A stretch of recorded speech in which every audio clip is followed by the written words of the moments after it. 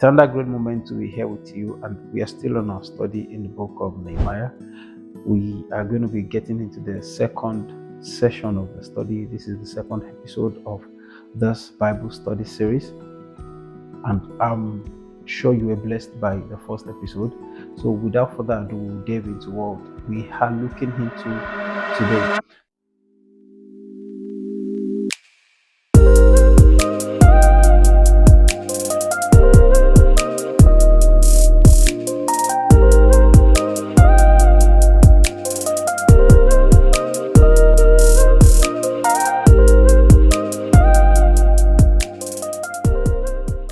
So we'll be looking at chapter 2 of Nehemiah.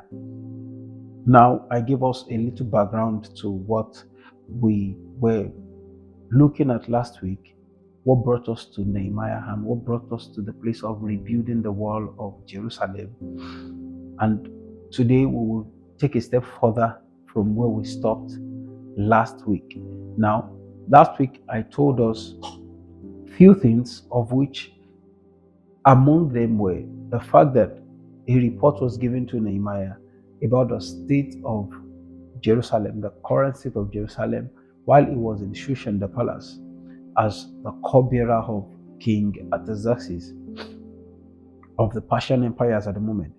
So, but this point, we knew Nehemiah afterwards, after that he was given the report, was sorrowful, and he sought the face of the Lord.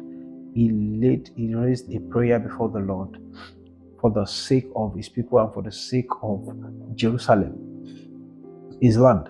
So afterwards, something dynamic happened in chapter 2, in which case I would like us to quickly look at it. Now, the opening verse in chapter 2 says, "And it came to pass in the month of Nisan in the 20th year of Artaxerxes the king, that wine was before him, and I took up wine and gave it unto the king. Now I had not been before time sad in his presence." So this is Nehemiah talking here and then giving us this report that yet in the 20th year of the king's reign, in the month Nisan. Now, before we push so fast into this study, I want to remind you that if you remember in Nehemiah chapter 1 and verse 1, we're told that this account was given to us, or this happened in the month of Chislev. In the month of Chislev, that was when that happened. And the difference between this month is in a space of, if we relate it with our own Gregorian calendar now, it's in a space of 3 to 4 or 5 months, perhaps. So the interval between when Nehemiah received the report and prayed to chapter 2 is that same space. You understand? It's almost at the end of the season and at the beginning of another season. Do you understand now? So Nehemiah is talking here that now in the month of Nisan, this happened. Now, what happened was, wine was before the king, and Nehemiah as the cupbearer was to serve the king wine as he used to do. Now, but something was different from the last time he served the king wine. There was a difference between the time he last served and this time that he's serving. Now, this time that he's serving, he was sad. And he told us clearly here that he has never been sad before the king, which means every time he offered the king wine, he offered it with so much joy. He does his job, he does the tasks, he does his assignment with so much joy and fulfillment. You know, so there has never been a time where he was sorrowful serving the king wine, where perhaps if you are serving someone wine, you should not be doing it with sorrow, because wine is a thing of joy. So he was serving this time, but serving with sorrow. Then something happened. The king observed that Nehemiah was sad because of his countenance. That was in verse 2. He says, "Wherefore the king said unto me, Why is thy countenance sad, seeing that thou art not sick? This is nothing else but sorrow of heart. Then I was very sore afraid." Now, notice the sequence. Nehemiah was sad serving the king wine. The king observed that he was sad, and the king also gave a comment to that why are you sad? And I am sure that You're not sick. You're not sick. This is nothing else but sorrow of heart. So it means the king is also observant, if you say so. But I bet to not agree with you on that. That the king is absolutely observant of the phase of the cupbearer to serve him wine, because the manner to which he serves the wine is not a manner whereby the king pay attention to his face. I don't know if you get something actually made the king observe the face of Nehemiah over here. In which case I will talk about it very briefly. So the king observed that he was sad, and the king gave a comment that it's because of sorrow of heart, not because of sickness. So the moment the king mentioned that, Nehemiah was very afraid, because he knows he has to give a response to the king for the reason why he was sad. Do you get? But the reason why Nehemiah was sad and the reason why the king observed, I will tell you very quickly now. Number one, Nehemiah was sad because of the state of Jerusalem, because of the state of his people in Jerusalem. So the fact that they told him the news, they gave him reports in the first chapter, he was sad, he mourned, he cried, but he didn't just stop there. He sought the face of the Lord. Then he had not recovered. It was more of a burden, it was more of a trouble of heart that the report has been giving him ever since then.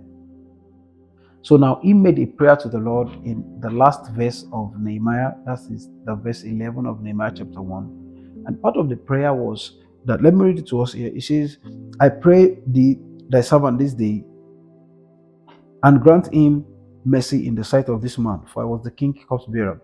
But in the NLT version of the scriptures, there was a word used. It says, put in his heart to be kind to me. He was praying and then asking the God of heaven that the Lord God Almighty will put in the heart of the king to be kind unto him, that he may obtain favor before the king, that he may obtain mercy before the king. Do you get? So the prayer was made far before the time he came to offer the king wine. But prayer works in such a way that he went ahead and then, by the hand of God, the king observed the face of Nehemiah when he wanted to drink wine. I don't know if you get it. So the king should be so particular about the wine, but this time around, by the hand of God, by the influence of the Spirit of God, the king saw the face of Nehemiah that this sadness of countenance was just too much. So there is a way God could put your favor or put your kindness in the heart of people. It was a prayer Nehemiah prayed in that orchestrated that in the spirit. Do you get what I'm saying? So you know what to do with this. So you can also pray. You can pray. You can pray. Favor comes. Favor is real. I tell you, favor is real. Favor is real. So let's quickly continue. Because of our time, we have limited time for this study. So the king observed that, and then Nehemiah had to give a response. And then in verse 3 said, I said unto the king, let the king live forever. Why should my countenance be sad? Why should my countenance not be sad when the city of the place of my father's sepulchre lies waste, and the gates thereof are consumed with fire? Then the king said unto me, for what dost thou make request? So I prayed to the God of heaven. So the king said to me, for what dost thou make request? So I prayed to the God of heaven. So you can see the way our God works. Nehemiah gave the reason why he was sad. He was afraid because for you to utter a statement as such before the king, when you are in his palace and then you have everything to be happy about, but you said you have concerns because of your land that lies waste. So the king, he gave this response to the king, and the king said unto him, so what is your request? Woo! So what is your request? This is a blank check, I bet you. So I am putting it to you also that what is your request? What is your request? So Nehemiah did something very significant, very exceptional. He said, so I prayed to the God of heaven. Now it was the God of heaven that gave him the favor. It was yet the God of heaven he asked that, how should I answer this man? What should be my response to the question the king had asked me. Then he said unto the king, If it please the king, let the servant find favor in thy sight, that thou wouldest send me to Judah unto the city of my father's sepulchre, that I may build it. I was clean. If it pleases the king, just send me. What is your request? Send me to the place of my father's sepulchre, so that I may build it. That was absolute. That was a clear statement of purpose and intention. This is what I want. Send me there. Let me go and build. Do you get? So, and the king said unto me, even the queen sitting beside him, For how long shall the journey be? When will you return? So it pleased the king to send me, and I set him a time. Oh, another powerful thing. So the king was not just making this decision on his own. His wife was also beside him. As is recorded, the queen was beside him. So if the queen had perceived that, oh, this guy wants to be playing smart with my husband, he wants to go this and that, but the queen was also consenting to whatever thing that was going on. So you will not say that the king was under the influence of wine. You could feel possibly Nehemiah had added something to the wine the king was taking. But the queen was also there. And then the king said to him, For how long should your journey be? So Nehemiah said, I set him a time. That means Nehemiah must have done his assignment well. He must have done his homework very well to be able to know the space of time it will likely take him. Because I told us in the first study how that Shushan the palace to Jerusalem was about 900 miles. And for you to cover such a distance in traveling under a horseback or camel's back, you have to do your calculation well to know how long it will take you to get there, how long it will take you to start up the building or do whatever thing you want to do, and then how long it will take you to come back. So he said to the king a time. Moreover, I said unto the king, Give his places the king, let letters be given to the governors beyond the river, that they may convey me over till I come to Judah, and a letter unto Asaph, the keeper of the king's forest, that he may give unto me timber and beams for the gift of the place of the pertaining to the house, for the wall of the city, and for the house that I shall enter into. And the king granted me according to the good hand of God upon me. Then I came to the governors beyond the river and gave them the king's letter. Now the king had sent captains of army and horsemen with me.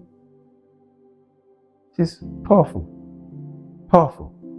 So the response to which Nehemiah gave the king, after that he set the time for the king, he also took some step further to ask the king for a letter that will back him up.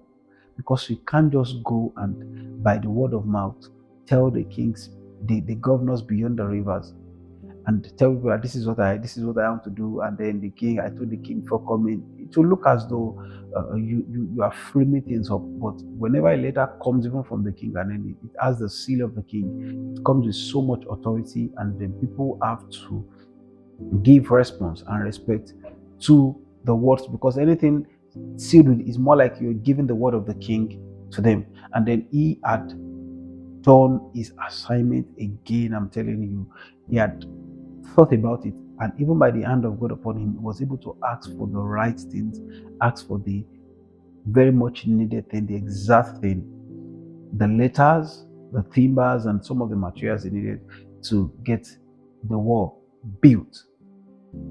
So this was by the hand of God upon Nehemiah, and this was by the work Nehemiah has also put into thinking and premeditating about what could be needed, what would be needed, what are the essential things. Like the Spirit was telling us how that if anyone wants to build a house, let him first sit down and count the cost and know whether what he has will be sufficient to finish the house. Lest after he has started, he stops and people start mocking him.